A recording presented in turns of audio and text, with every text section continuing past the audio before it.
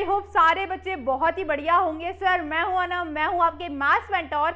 आज की इस वीडियो में हम डिस्कस करने वाले अपना रैपिड रिवीजन सीरीज, जिसमें बेटा हम मैथ्स के चैप्टर नंबर 1 जो कि आपका वास्तविक संख्या, इसको हम करने वाले कवर। मतलब इसमें हम सारे ही कॉन्सेप्ट समझेंगे, सारे ही इंपॉर्टेंट क्वेश्चन समझेंगे और ऐसे क्वेश्चन समझेंगे कि मैं गारंटी देती हूँ कि वो आपके बोर्ड एग्जाम में देखने को मिलेंगे ही मिलेंगे। एंड दूसरी बात, हम यहाँ पे शॉर्ट ट्रिक भी समझने वाले हैं कि किस तरीके से हम पहचानेंगे कि कैसे हम लैसे निकालें, कैसे हम मैसे निकालें और किस क्वेश्चन में हमें लैसे निकालना है, मैसे निकालना है। सारी ही चीज़ें हम कवर करके चलेंगे। बहुत ज़्यादा इंटरेस्टिंग होने वाली है वीडियो। और ये जो रैपिड रिवीजन सीरीज है बेटा, ये आपके तीनों ही सब्जेक्ट के लिए, चाहे आपका साइंस हो, चाहे आपका एसएसटी हो, चाहे आपका मैथ्स हो। ठीक है, तो चलिए स्टार्ट करते हैं अपने इस वीडियो को। सबसे पहला हम चैप्टर स्टार्ट करने वाले, वो भी हिंदी मीडियम में बेटा, मैथ्स का, जो कि आपका वास्तविक संख्या। सबसे पहले हम वास्तविक संख्या के बारे में समझ लेते हैं कि इसमें कितने प्रकार होते हैं, क्या होता है वास्तविक संख्या। तो अगर मैं बात करूं यार वास्तविक संख्या की, तो इसमें दो प्रकार की संख्याएं होती हैं। सबसे पहले एक परिमेय और दूसरी बेटा अपरिमेय। अब इसके अंदर भी कुछ कुछ प्रकार की संख्याएं आती हैं, उनको भी हम डिस्कस करेंगे। ठीक है, तो चलो आ जाते हैं। जैसे मैंने बोला, दो प्रकार की संख्याएं होती है, एक होती है बेटा परिमेय और एक होती है अपरिमेय। अच्छा, सबसे पहले मैं आपको स्टार्ट करवाने वाली हूँ प्राकृतिक संख्या। अब ये आप लोगों ने क्लास 9 में भी ऑलरेडी पढ़ चुके होंगे। प्राकृतिक संख्या वो संख्या होती है बेटा जो किससे शुरू होती है, 1 2 3 4 5 6 और कहाँ तक जाती है, अनगिनत तक चली जाती है। प्राकृतिक संख्या को हम काउंटेबल नंबर्स भी बोलते हैं कि अगर हमें किसी चीज की गिनती करनी है तो हम कहाँ से करते हैं, एक से ही करते हैं, ऑब्वियस सी बात है। तो 1 2 3 4 5 और कहाँ तक जाती है, अनगिनत तक चली जाती है। अब एक और बेटा समूह आया, उस समूह का नाम है पूर्ण संख्या। अब पूर्ण संख्या क्या होती है, होती प्राकृतिक संख्या है, बस उसमें क्या लगा दिया जाता है, एक जीरो और लगा दिया जाता है। मतलब एक ऐसी संख्या जो जीरो से शुरू होती है, 0 1 2 3 4 5 6 7 और कहाँ तक जाती है, अनगिनत तक जाती है, उनको हम कह देते हैं पूर्ण संख्या। फिर नेक्स्ट जो संख्या आती है वो आती है बेटा पूर्णांक संख्या। क्या आती है, पूर्णांक संख्या। अब पूर्णांक संख्या क्या होती है, होती पूर्ण संख्या भी है उसमें, लेकिन उसके अलावा उसमें ऋणात्मक संख्याएं भी आ जाती हैं। अब ऋणात्मक और धनात्मक क्या होता है, पॉजिटिव और नेगेटिव तो सुना ही होगा यार, है ना। तो पॉजिटिव संख्या को हम कहते हैं धनात्मक और जो नेगेटिव संख्या होती है उसको हम कहते हैं ऋणात्मक। अब जैसे कि एग्जांपल लेके समझा देती हूँ। मान लेते हैं आपके पास कुछ संख्याएं लिखी हुई हैं, जैसे कि मैं माइनस का इन्फिनिटी से लेके -4 -3 -2 -1 0 1 2 3 4, ये सारी बेटा आपकी पूर्णांक संख्या है। कैसी संख्या है, पूर्णांक संख्या है, जो कि आपकी नेगेटिव में दिख रही है, इनको हम ऋणात्मक संख्याएं कहते हैं, और जो आपकी पॉजिटिव में नजर आ रही है, इनको हम धनात्मक संख्याएं कहते हैं। तो बेटा इनको मिला के इनको हम नाम दे देते हैं पूर्णांक संख्या। ठीक है, समझ आ गया। अब नेक्स्ट जो है वो है आपकी परिमेय संख्या, जो कि बहुत ज्यादा इंपॉर्टेंट है। थोड़ा मैं आपको डिटेल में समझाती हूँ परिमेय संख्या को, है ना। आ जाओ, जैसे मैंने बोला परिमेय संख्या की हम बात कर रहे हैं, परिमेय संख्या की बात कर रहे हैं। अभी मैम परिमेय संख्या होता क्या है बेटा, जो P/Q के रूप में व्यक्त होती हैं, जो P/Q के रूप में व्यक्त होती हैं, उन्हें हम परिमेय संख्या कह देते हैं। लेकिन यहाँ पे से P/Q के रूप में व्यक्त होने वाली संख्याओं को नहीं कहते, इसके साथ इसकी दो शर्तें भी आती हैं। वो दो शर्तें मैम क्या होती है, सबसे पहला कि P व Q पूर्णांक होने चाहिए, P व Q क्या होने चाहिए, पूर्णांक। दूसरी शर्त ये होती है कि जो आपका Q होता है वो मैम 0 नहीं होना चाहिए। ठीक है, अब एग्जाम्पल से समझा देती हूँ। एक एग्जाम्पल ले लेते हैं, जैसे कि मैंने लिया 3/4। अब देखो ऊपर वाला भी पूर्णांक है, नीचे वाला भी, दोनों P/Q के रूप में व्यक्त हो रहे हैं, तो बेटा ये क्या हो जाएगा, परिमेय संख्या हो जाएगी। इसके अलावा एक और ले लेते हैं, -1/2। ऊपर वाला ही पूर्णांक है, नीचे वाला भी, तो बेटा ये भी आपका क्या हो जाएगा, परिमेय संख्या हो जाएगी। अच्छा, एक छोटा सा क्वेश्चन पूछती हूँ मैम, क्या दो आपकी पता है प्राकृतिक संख्या होती है, हम पूर्ण संख्या भी बोल सकते हैं इसको, है ना। तो क्या ये आपकी परिमेय संख्या होती है, क्या ये P/Q के रूप में व्यक्त हो सकता है, थोड़ा सा सोचो। अच्छा एक बात बताओ, अगर हमारे पास इस 2 के नीचे कुछ नहीं है तो हम क्या लगा देते हैं, 1 लगा देते हैं कि नहीं लगा देते, बिल्कुल। तो मैम ऊपर वाली पूर्णांक है, नीचे वाली पूर्णांक है, तो 2/1 के रूप में व्यक्त हो गया है, तो ये भी आपका क्या हो जाएगा, परिमेय संख्या हो जाएगी। मतलब कहने का मतलब ये है कि तात्पर्य ये है कि मैम कि जितनी भी आपकी पूर्ण संख्याएं हैं या आपकी जितनी भी प्राकृतिक संख्याएं हैं, उनको हम किस में डाल सकते हैं, परिमेय संख्या में डाल सकते हैं। मतलब वो दोनों संख्या हमारी परिमेय संख्या कहलाती हैं। क्लियर है। अच्छा एक छोटा सा बिल्कुल बेसिक सा मैं आपसे क्वेश्चन पूछना चाहती हूँ, ठीक है। ये सब किसी को पता होगा, किसी को नहीं पता होगा कि जीरो जो है वो परिमेय संख्या होता है या नहीं होता। ये आपने बचपन में मतलब क्लास 9 में पढ़ा होगा, पहले चैप्टर की पहली एक्सरसाइज का पहला क्वेश्चन था ये, ठीक है, कि 0 क्या एक परिमेय संख्या होता है या नहीं होता। बहुत ध्यान से सुनना। देखो भाई, कुछ बच्चों का जो जवाब होगा वो होगा कि हाँ परिमेय संख्या होता है, कुछ बच्चों का जवाब होगा कि नहीं होता। अच्छा एक बात बताओ, 0 के नीचे कुछ नहीं है तो हम 1 लगा सकते हैं कि नहीं लगा सकते, जैसे हमने यहाँ पे करा था। अब हम शर्तें देखते हैं। क्या बेटा दोनों पूर्णांक है? बिल्कुल पूर्णांक है ना। क्या मैम क्यू जो है वो 0 हो रहा है? नहीं हो रहा। तो हमसे ये बोला गया था कि मैम क्यू आपका 0 नहीं हो सकता, पी तो हो सकता है। ठीक है, तो बेटा 0 एक परिमेय संख्या होता है। ठीक है, ये क्वेश्चन आपसे एमसीक्यू में 1 मार्क में पूछा जा सकता है। तो हमने परिमेय संख्या के बारे में समझ लिया कि पी बटे क्यू के रूप में व्यक्त होती है, दो शर्तें होती हैं, पी और क्यू पूर्णांक होंगे, क्यू आपका 0 नहीं होगा। अब आ जाते हैं भाई साहब नेक्स्ट संख्या पे। हमने परिमेय संख्या में देख लिया कि आपकी पूर्णांक संख्या आती है, फिर पूर्णांक में पूर्ण संख्या में प्राकृतिक संख्या। अब जो नेक्स्ट समूह है बेटा वो है अपरिमेय संख्या। व्हाट इज अपरिमेय संख्या? जो p बटे q के रूप में व्यक्त नहीं होती उनको हम अपरिमेय संख्या कह देते हैं। अब जैसे कि रूट वाले जो नंबर्स होते हैं, रूट वाली जो संख्याएं होती हैं उनको हम क्या कहते हैं? अपरिमेय संख्या कहते हैं। अब जैसे कि मैं आपको बताती हूँ कि एग्जाम्पल लेके मैम √2। अच्छा, कुछ बच्चों का सवाल ये भी हो सकता है कि मैम √2 के नीचे कुछ नहीं है तो हम तो 1 लगा सकते हैं, तो ये तो p बटे q के रूप में व्यक्त हो गए। लेकिन मैंने क्या बोला था? मैंने उसके साथ 2 शर्तें तो बताई थी आप लोगों को कि मैम p और q पूर्णांक होने चाहिए। क्या ऊपर वाला पूर्णांक है? √2 का ये आपको पूर्णांक में नजर आ रहा है? ये तो सिंपल नंबर्स होते हैं, सिंपल संख्याएं होती हैं। तो बेटा पहली शर्त ही इसकी पूरी नहीं हो रही है। ठीक है, समझ आ गई मेरी बात? तो √2 एक आपकी अपरिमेय संख्या होती है। अब जैसे कि मान लेते हैं √3 हो गया, √5 हो गया, √7 हो गया, ठीक है, √11 हो गया, सारी की सारी आपका पाई हो गया। ठीक है, इसको पाई बोलते हैं। तो पाई बेटा आपका क्या होता है? अपरिमेय संख्या हो जाता है। क्या मेरी बात समझ आ गई? वास्तविक संख्या में 2 होती हैं, एक परिमेय और एक अपरिमेय। क्लियर है? ये तो आपने बचपन में भी सीखा होगा, मतलब क्लास 9 में भी सीखा होगा। अब आ जाते हैं मेन नंबर्स में। ठीक है, मेन संख्याओं पे आ जाते हैं जो कि बहुत ज़्यादा इंपॉर्टेंट है। इन 3 संख्याओं में बच्चे बहुत ज़्यादा कंफ्यूज होते हैं, भाज्य, अभाज्य, सहभाज्य, क्योंकि नाम जो है इनका सिमिलर सा है। ठीक है, लेकिन मैं आपको बहुत ही बढ़िया तरीके से इसको एक्सप्लेन करूंगी ताकि आप कभी भूले ही ना। चलो भाई, सबसे पहली जो संख्या होती है वो होती है बेटा अभाज्य संख्या। व्हाट इज अभाज्य संख्या? जिसको हम प्राइम नंबर्स भी बोलते हैं। बेटा यहाँ पे अभाज्य संख्या वो संख्या होती है, और मैं यहाँ पे मैं वो क्वेश्चंस बताऊंगी जो कि एमसीक्यू में गारंटी आपके मिलेंगे ही मिलेंगे। ठीक है, तो बहुत ध्यान से इन तीनों संख्याओं को देखना, और जो मैं बातें बताती जा रही हूँ उसको इंपॉर्टेंट करके मार्क भी कर लेना। चलो भाई, अभाज्य संख्या जैसे कि मैंने बोला, अभाज्य संख्या वो संख्या होती है जिसके सिर्फ 2 गुणनखंड होते हैं। कितने गुणनखंड? 2 गुणनखंड होते हैं। वो 2 कौन से होते हैं? आ जाओ देखते हैं। मैम अभाज्य संख्या जिसके बेटा कितने गुणनखंड होते हैं? मैम 2 गुणनखंड हो जाते हैं। ठीक है, 2 गुणनखंड कौन से होते हैं? एक तो स्वयं होता है, और एक बेटा क्या होता है? एक। यहाँ पे पहला क्वेश्चन ये बनता है कि बोला जाता है कि अभाज्य संख्या के कितने गुणनखंड होते हैं? 2 होते हैं। कौन से? दूसरा क्वेश्चन, मैम एक तो स्वयं होता है और एक खुद होता है। अब एक एग्जांपल लेके भी समझा दो, कौन सी संख्या होती है ऐसी? कौन सी संख्या होती है? आ जाते हैं बेटा 2 के अगर गुणनखंडों की बात करूँ तो मैम ये खुद से जाता है और एक से जाता है। मैम 3 की बात करूँ खुद से जाएगा और एक से जाएगा। मैम 5 की बात करूँ तो मैम 5 खुद से जाएगा और एक से जाएगा। क्या मेरी बात समझ आ रही है? ऐसे बहुत सारी संख्या होंगी जो सिर्फ अपनी टेबल से जाएंगे और बेटा किससे जाएंगे? 1 से। तो ये सारी की सारी संख्याएं कैसी होती है? अभाज्य संख्या।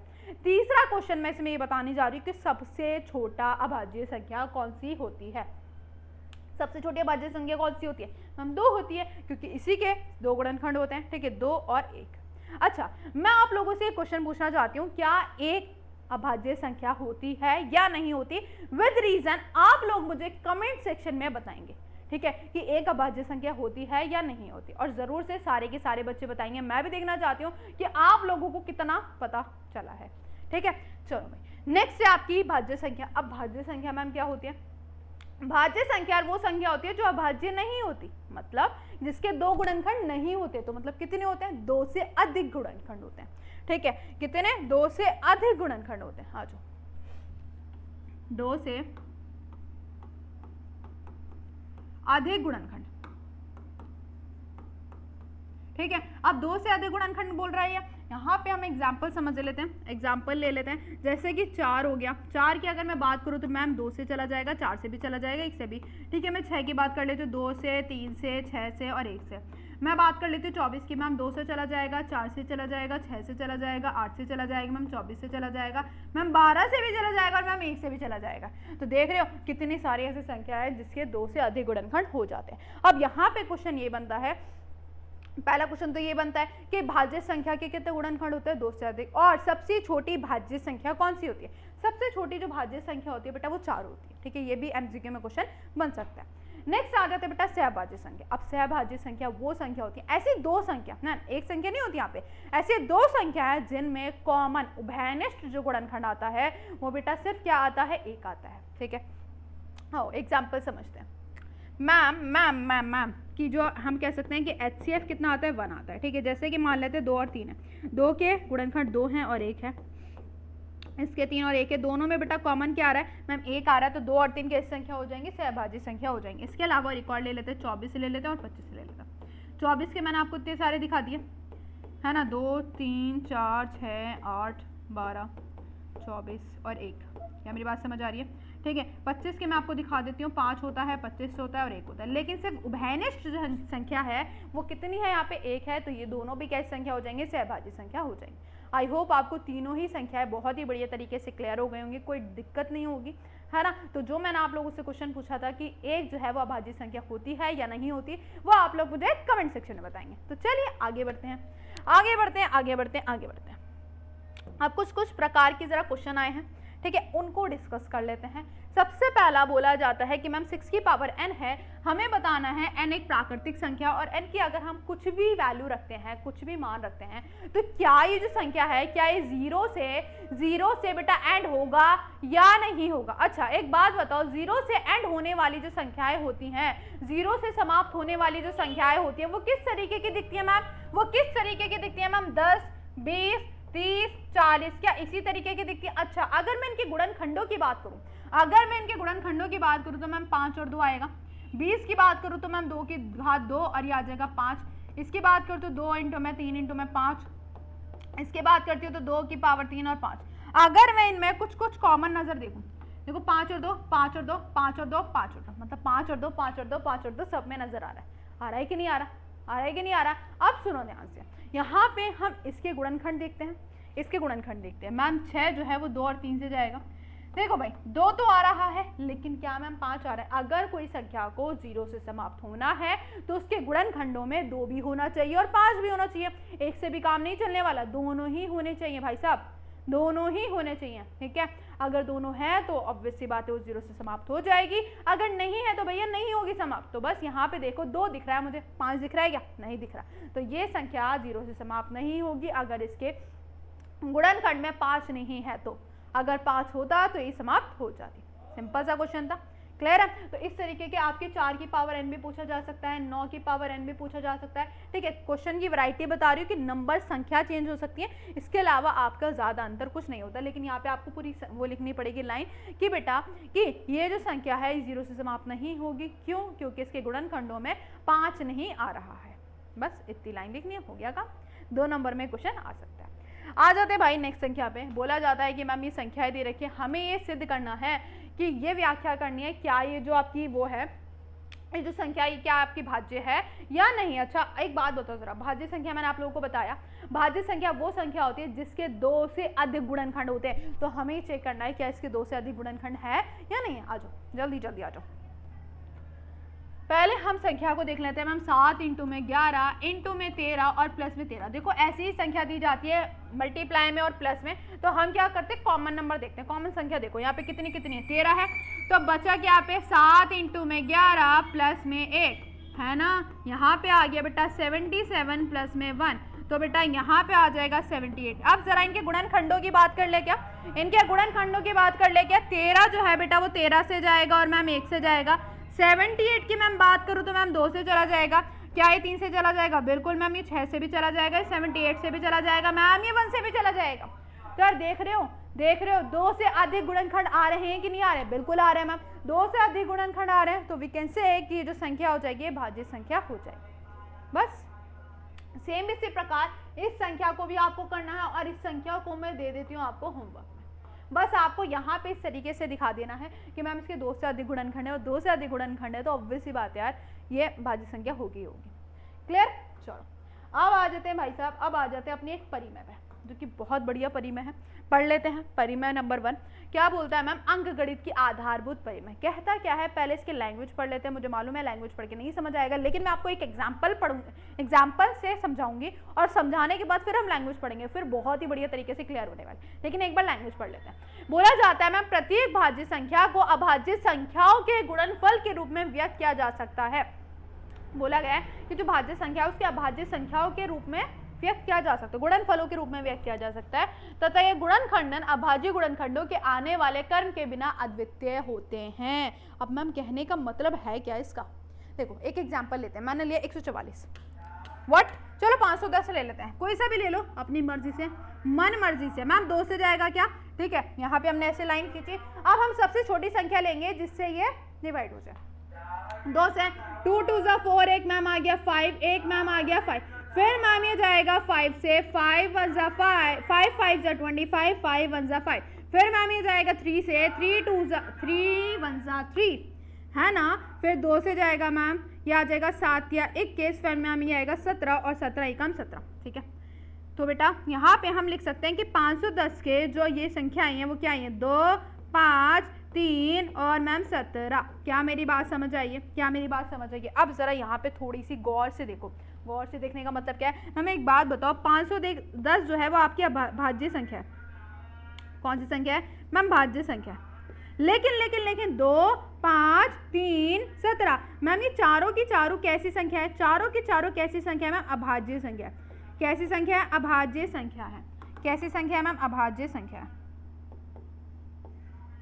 ठीक है, तो बेटा यही बोला गया था कि भाज्य संख्या के अगर हम इस तरीके से निकालते हैं गुणनखंड, तो बेटा वो जो है वो अभाज्य संख्याओं के गुणनफलों के रूप में व्यक्त होता है। और ये जो चीज होती है आपकी अद्वितीय, मतलब ये आपकी चेंज ही नहीं हो सकती। चेंज का मतलब है इसमें हम कुछ और नंबर नहीं लगा सकते, कोई और सी संख्या नहीं लगा सकते। अगर मान लो इनटू में मैंने 5 कर दिया, या मान लेते 11 कर दिया, ठीक है, तो बेटा क्या वो 510 आ जाएगा? बिल्कुल भी नहीं आएगा। मतलब सीक्वेंस चेंज हो सकता है कि 5 आ गया 2 पीछे चला गया, 3 आ गया, ये चेंज हो सकता है ना। लेकिन यहाँ पे हम कोई और सी संख्या नहीं लगा सकते। चलो एक और करके दिखा देते हैं, एक और करके दिखा देते हैं अपने प्यारे प्यारे से बच्चों को। 144 ले लेते हैं, 144 ले लेते हैं, है ना।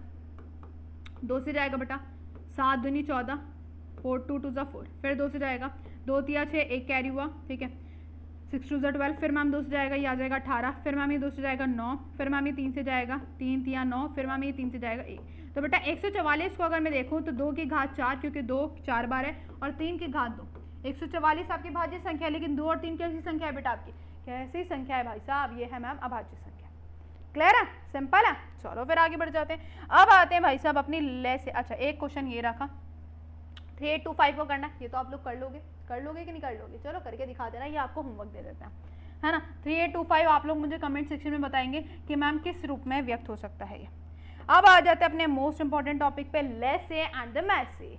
एचसीएफ और एलसीएम, लघुत्तम समापवर्तक, ठीक है, और आपका मैसे होता है। आओ भाई अब निकालते कैसे? चलो आपके पास 2 संख्याएं ले लेते हैं, 2 संख्याएं ले लेते हैं और 2 संख्याओं को हम सिद्ध करते हैं। जैसे हम ले लेते हैं 144 ले लेते हैं, एक 90 ले लेते हैं, ठीक है। 144 अभी मैंने लिखा था 2 की घात 4 और 3 की घात 2।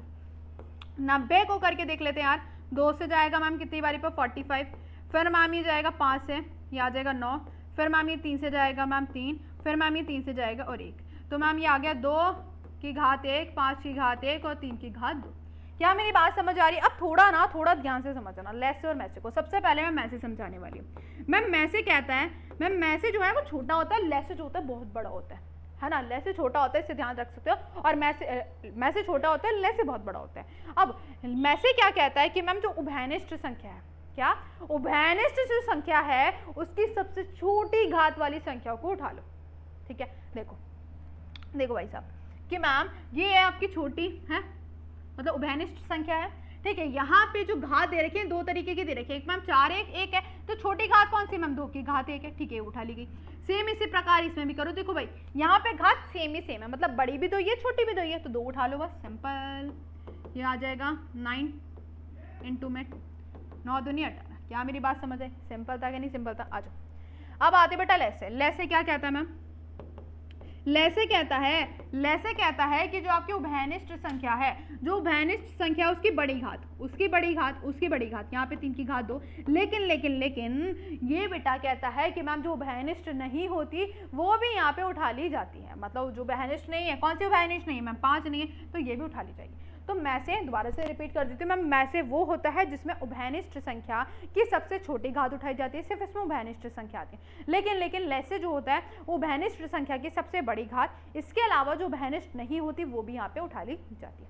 क्लियर है? तो लेसे और मैं से क्लियर हो गया होगा आई होप। ठीक है, चलो अब आ जाते बेटा यहाँ पे 2 संख्याओं का बता दें, 3 संख्याओं का भी आपसे पूछा जाता है कि मैम 12, 15 और 21 दे रखा है। देखो 12 के अगर मैं गुणनखंडों की बात करूंगी तो 3 इंटू में 2 की घात 2 हो जाएगा, 15 मैम 5 या 15 होता है, और 21 की बात करूँ 7 या 21 होता है।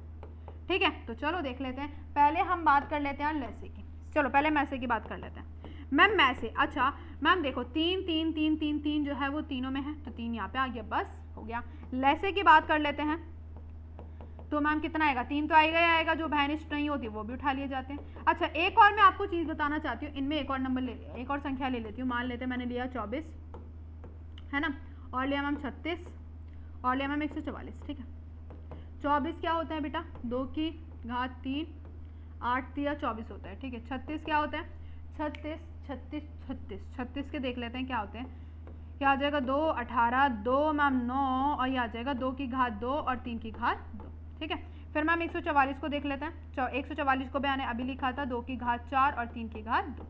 ठीक है, नहीं यार मुझे 5 वाली संख्या भी चाहिए, मुझे एक अलग नंबर चाहिए। 510 को ले ले क्या, या क्या ले, चलो 15 को ले लेते हैं। ठीक है, मुझे कुछ एक अलग सी चीज़ समझानी है तो इससे मैं ऐसा ले रही हूँ। अब आओ देखो, मैं निकालूंगी सबसे पहले मैं से, है ना, सबसे पहले यार मैं से निकालूंगी। मैं से क्या कहता है कि मैप उभयनिष्ठ संख्या। अब एक बात बताओ, देखो 3 तो तीनों में उभयनिष्ठ आ रहा है, बिल्कुल सही है, तो मैम यहाँ पे तो तीनों उठा लिए जाएंगे।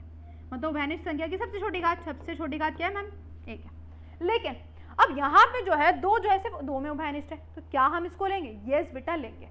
कि अगर मान लो तीनों में नहीं है लेकिन सिर्फ 2 में है तो उनको भी ली जाती है HCF में, मतलब मैसे में लिया जाता है। ठीक है, तो बस यही कॉन्सेप्ट मैं आपको समझाना चाहती थी कि जरूरी नहीं है कि तीनों में अगर उभयनिष्ठ हो तो सिर्फ उसको ही उठाया जाता है, अगर 2 में है तो उसको भी उठा लिया जाता है। ठीक है, तो सबसे छोटी घात यहाँ पे क्या है, 3 की घात 2 की घात 2 है। ठीक है, अब ले से तो बेटा सिंपल ही है मैम, ये आ जाएगा आपका 3 की घात 2 और 2 की घात 3 और ये 5। ठीक है, तो बस यही समझाना था मुझे कि अगर 2 में होते हैं तो उसको भी उठा लिया जाता है। क्लियर है? चलो भाई साहब, अब आते हैं बेटा एक रिलेशनशिप पे जो कि मैं आप लोगों को बताना चाहती हूँ, जो कि बहुत बहुत ज़्यादा इंपॉर्टेंट है, जिससे MCQ बनता ही बनता है भाई साहब। कहता है कि मैम HCF मतलब मैसे और किसकी गुणा करी जाती है, लेसे की गुणा करी जाती है। किसकी गुणा, मैसे और लेसे की अगर हम गुणा करते हैं तो बेटा वो बराबर आता है 2 धनात्मक पूर्णांक के गुणनफलों के। मतलब क्या कह रहे हैं कि अगर मान लो आपके पास 2 क्या है पूर्णांक है, A और B पूर्णांक है, अगर उसका HCF निकालते हैं, LCM निकालते हैं, तो बेटा उन दोनों की हम क्या करते हैं, गुणा करते हैं अगर पूर्णांकों की, और वो बराबर किसके आता है, मैसे गुणा में लेसे के बराबर आता ही आता है। ठीक है, क्वेश्चन कैसे बोला जाता है, ध्यान से सुनो। मैम HCF जो है वो इन दोनों संख्याओं का 9 दे रखा है। ठीक है, HCF मतलब मैसे जो है वो 9 दे रखा है, लेसे आपको नहीं दे रखा है, लेसे आपको निकालना है, लेकिन आपको 2 पूर्णांक दे रखे हैं। 2 पूर्णांक कौन कौन से, 306 और इंटू में 657, मल्टीप्लाई में नीचे आके डिवाइड हो जाएगा बेटा। 306 इंटू में 657 अपॉन में कितना आ जाएगा 9, इसको सॉल्व कर देना तो आपके पास क्या आ जाएगा, लेसे आ जाएगा। ठीक है, तो इस पे आपका MCQ बन सकता है। इस तरीके से आपको यहाँ पे 4 चीज़ें, 4 में से आपको 3 दी जाएंगी, चौथी आपको निकालनी पड़ेगी। यस, या तो 2 नंबर में बनेगा या आपका MCQ में भी बन सकता है। चलो भाई साहब, तो यहाँ पे हमने सारा क्लियर कर लिया। अब जो इंपॉर्टेंट टॉपिक है, इससे भाई मैं आप लोगों को गारंटी देती हूँ कि 3 नंबर का क्वेश्चन फिक्स से आना। ये जो पूरा चैप्टर है ना, ये आपका 5-6 नंबर का फिक्स से आना। ठीक है, 5-6 नंबर का ये चैप्टर होता है, जिसमें से 3 नंबर का ये क्वेश्चन है। बाकी जो बचे HCF LCM से आ सकते हैं, लेसे मैसे से आ सकते हैं, जो मैंने आपको अभी बताया, रिलेशनशिप जो आपको मैंने संबंध बताया, उन चारों के बीच में से उससे एक क्वेश्चन पक्का है आना भाई साहब। ठीक है, तो चलो आ जाते हैं अपने 3 नंबर वाले टॉपिक पे। क्या बोलता है कि मान लीजिए P एक अभाज्य संख्या है, यदि P A स्क्वायर को विभाजित करता है। बोला जाता है कि मैम अगर P A स्क्वायर को विभाजित करता है तो मैम P A को भी विभाजित करेगा। मतलब कहने का मतलब क्या है, जरा ध्यान से समझा दो, मतलब ढंग से समझा दो। देखो भाई, मैं आपसे बोलती हूँ कि मैम कि आपके पास एक 5 है और एक आपके पास 25 है, या 25 का स्क्वायर कर लेते हैं, ये आ गया 625, ठीक है, अपॉन 5, क्या इसको विभाजित कर देगा मैम? बिल्कुल कर देगा। तो कहने का मतलब है कि अगर p अभाज्य संख्या a स्क्वायर को विभाजित कर रही है तो मैम वो a को भी विभाजित करेगी ही करेगी, जो कि कर रही है, बिल्कुल कर रही है। चलो भाई, अब आते हैं अपने एक क्वेश्चन पे। क्या बोला जाता है कि मैम √3 एक अपरिमेय संख्या है, तो इसको हमें सिद्ध करना होता है कि मैम ये अपरिमेय संख्या है। तो हम एक काम करते हैं, इसको ना उल्टा मान के चल लेते हैं कि परिमेय संख्या है। अब हमने माना कि मैम ये परिमेय संख्या है, तो हम इसको a बटे b के रूप में व्यक्त करते हैं, और a और b जो होते हैं बेटा सहभाज्य संख्या होती है। क्या संख्या है? सहभाज्य संख्या। अच्छा, सहभाज्य संख्या है तो बेटा हमने पढ़ा है कि सहभाज्य संख्या वो संख्या होती है जिन दोनों में कॉमन जो फैक्टर होता है, जो वैनिस्ट संख्या होती है, वो एक होती है, ठीक है। अब हम क्या करते हैं, b को ऊपर ले जाते हैं, इस तरीके से आ गया, दोनों और वर्ग करते हैं, ये आ गया, ये आ गया। अब 3 मल्टीप्लाई में नीचे आके डिवाइड में। अब देखो, अभी जो हमने परिमेय पढ़ी उसका कहने का मतलब क्या है कि अगर 3 जो है स्क्वायर को विभाजित कर रहा है तो 3 a को विभाजित करेगा। अगर विभाजित कर रहा है तो ऑब्वियस सी बात है वो उसका मल्टीपल होगा, तो a को हमने बराबर कर दिया 3m के, m कोई भी पूर्णांक हो सकता है। फिर से हमने दोनों और वर्ग करा, ठीक है। अब a स्क्वायर की जगह बेटा यहाँ पे देखो, a स्क्वायर किसके बराबर है? 3b स्क्वायर के, तो मैंने a स्क्वायर की जगह 3b स्क्वायर रख दिया, है ना। अब ध्यान से और सुनो, क्या मैम ये 9 मल्टीप्लाई में था, नीचे आके डिवाइड, फिर से देखो वही चीज़ बन रही है कि मैम 3b स्क्वायर को विभाजित करता है तो 3b को विभाजित करेगा, तो बेटा फिर से वो आपका 3c लिख दिया, c आपका पूर्णांक है। यहाँ पे देखो दोनों में क्या वैनिस्ट आ रहा है मैम? 3 आ रहा है, लेकिन हमने क्या पढ़ा था कि दोनों में वैनिस्ट संख्या सिर्फ कितनी आएगी? 1, लेकिन तो 3 आ गया, मतलब हो गया गलत। तो बेटा यहाँ क्या 1 और 2 से 3 a और b दोनों को विभाजित कर रहा है, तो ये विरोधाभास हमारी गलत कल्पना के कारण है, अतः कि √3 एक अपरिमेय संख्या हो जाएगी। ये जो लैंग्वेज है सेम डिट्टो आपको पेपर में छाप के आनी। अब क्वेश्चन किस तरीके से आता है वो मैं आप लोगों को बताती हूँ। जैसे कि ये पूछा गया √3, इसके अलावा √2 आ सकता है, √5 आ सकता है, ठीक है, √2 आ सकता है, √5 आ सकता है, √7 आ सकता है, ये आपके आ सकते हैं। बस आपको क्या करना है, नंबर चेंज करने हैं, मतलब संख्या चेंज करनी है। अगर मान लो √2 आ जाता है तो 3 3 3 3 3 3 3 3 की जगह आप क्या लिख दोगे मैम? 2 लिख देना। √5 आ जाता है तो 3 की जगह 5 लिख देना। सब कुछ लैंग्वेज यही रख के आने हैं। तो 3 नंबर आपके मैंने कंफर्म करवा दिए हैं, देख रहे हो, ठीक है। तो चलो एक और क्वेश्चन दिखाती हूँ, इससे भी आ जाता है, इससे भी आ जाता है बेटा, इस तरीके प्रकार भी आ जाते हैं। ये तो बहुत सिंपल है, हमें फिर से वही करना है, अपरिमेय सिद्ध करना है, तो हम परिमेय मान के चलते हैं, a बटे b के रूप में व्यक्त करते हैं। a और b पूर्णांक है, प्लस का तीनों उधर के माइनस। हमें करना क्या होता है इस क्वेश्चन में कि रूट वाली संख्या को अकेला छोड़ना होता है, उसके अलावा सब उधर भेज दो, ठीक है। 2 मल्टीप्लाई में नीचे आके डिवाइड। अच्छा एक बात बताओ, ये आपकी मैम परिमेय है, अगर ये दोनों बराबर है तो ये दोनों परिमेय होनी चाहिए कि नहीं होनी चाहिए मैम? लेकिन ये तो अपरिमेय होती है। तो बेटा यही चीज है कि मैम a - 3 भी एक परिमेय, तो अगर इसके हिसाब से हम देखें तो ये तो दोनों बराबर है, तो √5 भी एक परिमेय होनी चाहिए, लेकिन ऐसा तो होता ही नहीं है। होता है कि नहीं होता? नहीं होता मैम, √5 एक अपरिमेय संख्या होती है। तो फिर ये विरोधाभास हमारी गलत कल्पना के कारण है, तो बेटा ये अपरिमेय संख्या हो जाएगी। आई बात समझ? ठीक है, चलो तो 3 नंबर मैंने आपको कंफर्म करवा दिए हैं। इन दोनों प्रकार के क्वेश्चन आ जाते हैं, ठीक है। तो दोनों के लैंग्वेज में मैंने दिखा दिया आपको किस तरीके से आपको लिख के आना है। Presentation is the most important thing. अगर इस तरीके से नहीं लिख के आओगे तो बेटा 3 नंबर आपके नहीं मिलने वाले। अगर कुछ भी मिस कर दिया, सब कुछ मैंने पॉइंट टू पॉइंट आपको लिखवाया है, यही आपको पेपर में छाप के आना पड़ेगा, जब ही आपको 3 नंबर होंगे, वरना नहीं होंगे। कभी आप कहो कि मैम हमने तो ये लिख दिया, अब मैम आपने हमारे तो 3 नंबर आए नहीं, आप तो गलत बोल रहे थे। बेटा पहले डिट्टो यही लिख के आओगे, जब ही 3 नंबर मिलेंगे। अगली बात समझ। चलो एक आपको चीज बता देती हूँ कि HCF LCM कैसे निकालते हैं, कि अगर लैंग्वेज वाला क्वेश्चन आ जाता है तो बेटा अगर दिए हुए संख्या, मतलब अगर क्वेश्चन में दी हुई संख्या से छोटा नंबर चाहिए, मतलब जो आपको संख्या दे रखी है क्वेश्चन में उससे अगर छोटा नंबर चाहिए तो हम ऐसे निकालते हैं। लेकिन दी हुई संख्या का अगर हमें क्या चाहिए बेटा, बड़ी संख्या, बड़ा नंबर चाहिए, तो हम क्या निकालते हैं? लेस से निकाल लेते हैं। क्लियर है? तो यहाँ पे आपका पूरा का पूरा चैप्टर हो गया है भाई, बहुत बढ़िया तरीके से फिनिश। आई होप आपको सब कुछ क्लियर हो गया होगा, एक एक चीज किस तरीके से HCF निकालते हैं, किस तरीके से LCM निकालते हैं, अभाज्य संख्या, भाज्य से अभाज्य, सब कुछ क्लियर हो गया होगा, ठीक है।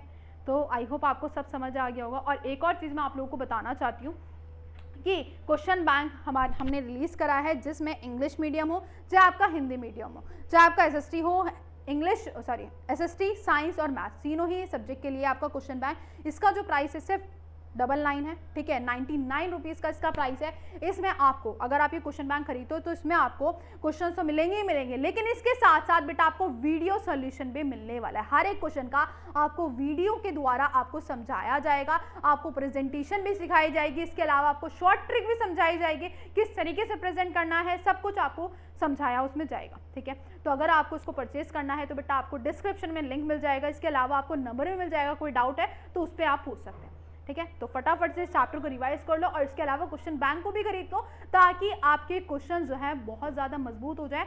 आप गारंटी दे सकते हो कि उस क्वेश्चन बैंक से ही आपका पेपर बनने वाला है, ठीक। तो मिलते हैं यार अपनी नेक्स्ट वीडियो में, तब तक के लिए अपना ध्यान रखिए, टेक केयर, बाय बाय।